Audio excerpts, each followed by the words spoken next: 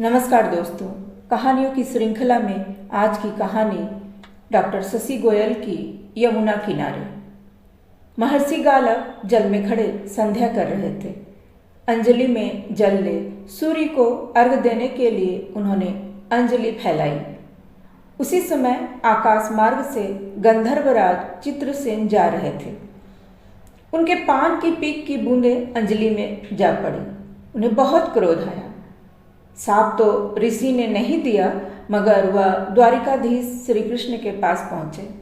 श्री कृष्ण ने आदर के साथ उन्हें आसन दिया। आने का कारण पूछा तो क्रोधित ऋषि ने चित्रसेन का अपराध बताया। ठीक है, कल सूर्यास्त से पूर्व मैं आपकी संध्या में विघ्न डालने वाले चित्रसेन का वध कर दूंगा। श्री कृष्ण ने महर्षि को शांत करते हुए कहा। श्री कृष्ण को आशीर्वाद देते हुए गालव चले गए। तभी इंद्रलोक से देव ऋषि नारद भ्रमण करते हुए द्वारिका पहुंचे। श्री कृष्ण की प्रतिज्ञा की बात देव ऋषि नारद को उचित नहीं लगी। वह समझते थे गंधर्वराज से यह अपराध अनजाने में हुआ था।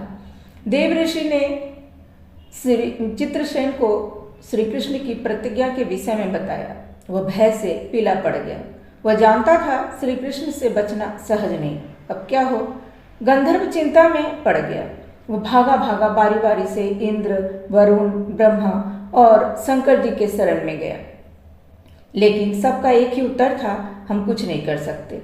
अंत में गंधर्वराज नारद के पास आया। बोला, आपने बड़ी बड़ी उलझनों को सुलझाया है, मेरी भी रक्षा करें। नारद सोचकर बोले, यमुना तट पर जाओ। रात्रि में वहाँ कोई स्त्री दिखे तो उच्च स्वर से विलाप शुरू कर देना।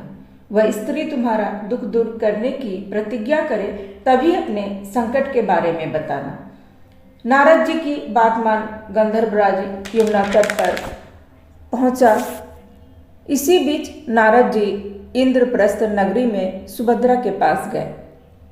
बातों बातों में कहा, आज आधी रात में एक ऐसा नक्षत्र उदय होगा, यदि उस समय यमुना में स्नान कर किसी अभागे का दुख दूर किया जाए तो उसका अक्षय फल मिलेगा।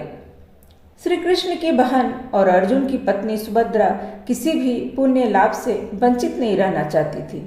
आधी रात होते ही 2-3 सेविकाओं को साथ ले वह यमुना स्नान करने पहुंची। वहाँ गंधर्व का विलाप सुन यमुना में स्नान करके वह चित्रसेन के पास गई।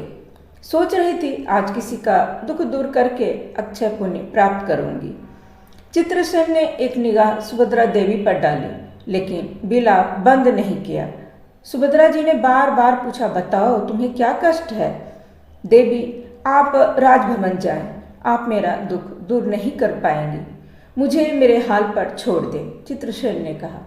सुभद्रा बोली, मैं द्वारिकाधीश श्री कृष्ण की बहन वीर पांडव अर्जुन की पत्नी प्रतिज्ञा करती हूँ, तुम पर जो भी विपत्ति होगी उसे दूर करूंगी। चित्रसेन प्रतिज्ञा सुनकर खुश हो गया।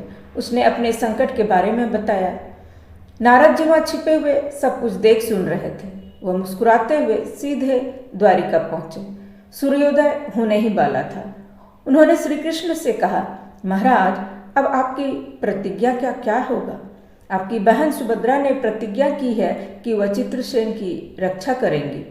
वह उनकी शरण में है। उधर सुभद्रा ने अर्जुन को अपनी प्रतिज्ञा के बारे में बताया तो अर्जुन ने कहा, मेरी शक्ति, मेरे सर्वस्व श्री कृष्ण हैं, पर शरणागत का त्याग नहीं कर सकता, मुझे उनसे युद्ध करना ही होगा। श्री कृष्ण और अर्जुन में युद्ध प्रारंभ हो गया। दोनों ही अपनी दिव्य अस्त्रों का प्रयोग करने लगे। अंत में सूर्योदय के साथ ही श्री कृष्ण ने अपना सुदर्शन चक्र उठाया। यह देख अर्जुन ने शिवास्त्र निकाल लिया। दोनों ही अस्त्र प्रलय मचाने लगे। अब भगवान शिव स्वयं प्रकट हुए। श्री कृष्ण से बोले, आपने सदा भक्त को उच्च स्थान दिया है। अर्जुन आपका भक्त है। अर्जुन ने शरण में आए प्राणी को अभय दिया है। भक्त के हट के आगे आप सदा झुके हैं, आज भी झुकना होगा। शिव की बात सुन कृष्ण मुस्कुराए। आपकी जिस पर कृपा है उसका अनिष्ट कैसे संभव है? उन्होंने चक्र वापस ले लिया। यह देख महर्षि गालव क्रोध से बोले, कृष्ण, तुमने मुझसे प्रतिज्ञा की थी, मेरे अपराधी को मृत्यु दंड दोगे, किंतु तुम उसके रक्षक बन गए। अब मुझे ही दंड देना होगा। यह कहकर उन्होंने कमंडल से जल ले लिया। बोले, तुम्हें तपस्वी ब्राह्मण की शक्ति का पता नहीं है। मैं इस गंधर्व और उसके सब शरण देने वालों को भस्म कर दूंगा। जैसे ही जल भर हाथ उन्होंने ऊंचा उठाया, सुभद्रा सामने आई और बोली, यदि शरणागत की रक्षा करना धर्म हो तो यह जल भूमि पर गिरे ही नहीं। बस जल महर्षि के हाथों पर चिपक कर रह गया। सुभद्रा की दयालुता देख महर्षि गालव का क्रोध भी शांत हो गया। उन्होंने भगवान शंकर को प्रणाम किया और अपने आश्रम को लौट गए।